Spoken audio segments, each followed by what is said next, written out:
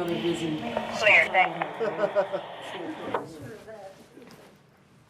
Officer Terrell, 33. Yeah. Go. Do you have a fender field with you? Who we got over there? Good.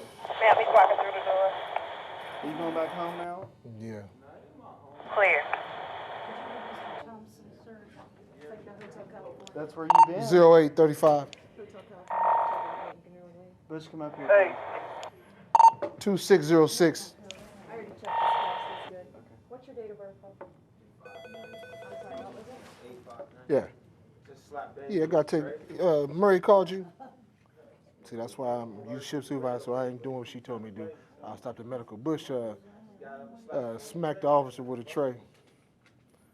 Who was it? Daly? Walk Patrol, be advised, I have D12 and route back to the units from Dining Hall. It just happened. They didn't. I need to highlight him. He don't be calling them. D12 officer, send student Wise and Nagel back over to laundry detail. He on some stupid stuff, man. Clear. All right, I'm on my way. I'm in medical taking him now. All right. 3135. 31. Got a fender Bush coming to your 20. Officer Miller, your copy. Dynamo. Y'all checked him out already? Bush, did you have physical force? 34. Okay, Randall, we followed a few kids who were brought into SEG earlier. Tell me about the process here at the medical unit and why they come here first and what you do. When they come through here for segregation, they have to come through here if they've had any physical force used on them. We have to do our assessment, our nursing assessment, to make sure there's not any injuries during maybe a fight that they had or if an officer had to use physical force on them. And we make sure we document this proper documentation in our electronic medical records to ensure they get the care that we are here to provide for them. I know with one of the kids you said, wait a minute, I just saw you. That kid just came down here. He just came down for his medications, and he had just punched the wall. And we saw him for an offender injury where he had punched the wall. A lot of kids punch the wall out of anger and instead of taking it out on someone else. And I had just saw him that morning. So it was kind of ironic that I saw him come right back. Because the officer had just spoken to him about don't be picking on any kids or anything, because I've heard you've been picking on kids, so it was kind of weird that, we saw him again. So tell me about the anger issues. That a lot of the kids that we talk to tell us openly, they just have so much pent-up anger by the time they get here. Do you see that in your position? I think a lot of the offenders have a lot of anger here because they have went through a lot of things at home. So when I read their charts, a lot of it makes sense on the why they're here, because it's been done to them. They've been cursed at and yelled at their whole life.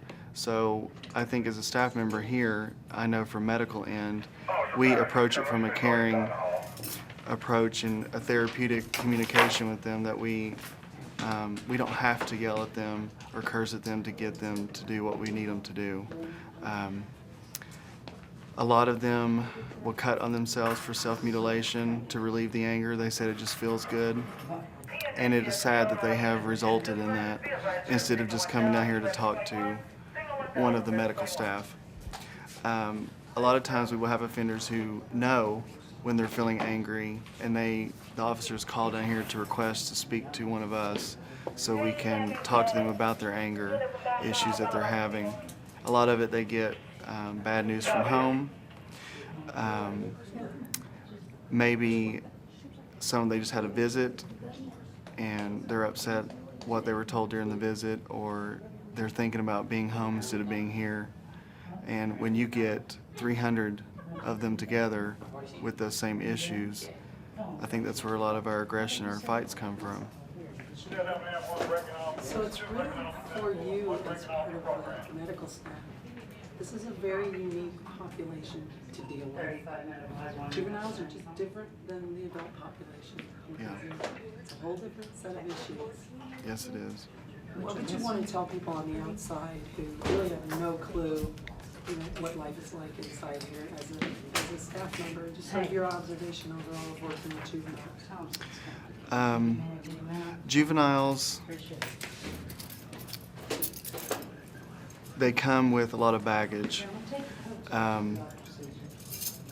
We have a lot of sex offenders here, and when you look at their files, someone has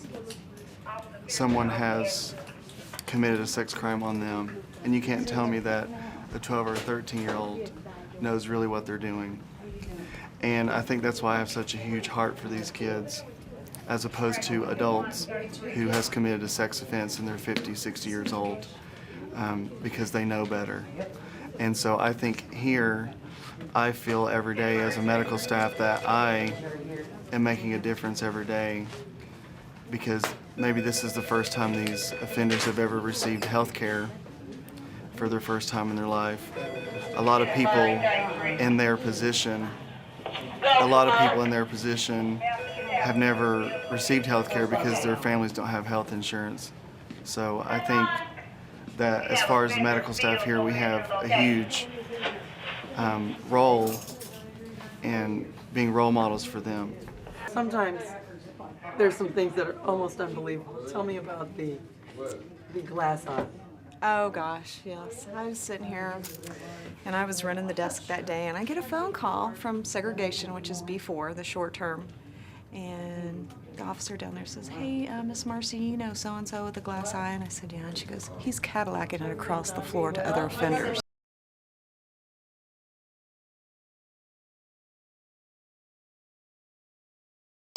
And I had to set the phone down and laugh, because I'm thinking, his eyeball? So I have him brought down here, okay, and he's got his eye wrapped up in a little tissue, and it had a string around it where he'd been cadillacing it across the floor down there in Seg, and we're washing his eyeball and stuff, and I'm talking to him, and he has the audacity to say to me, we're supposed to use a special cloth to dry that with. And I'm thinking, okay, do you know what's on that floor down there in Seg? And he's worried about me scratching his eyeball. Yeah. So that has to be one of the most unusual medical stories you've had. Yes, but it was kind of neat though, because I'd never seen a glass eye before, and I got to see his firsthand. So yeah, and he hasn't done it since that I know of. So cadillacing an eyeball, only at P&JCL.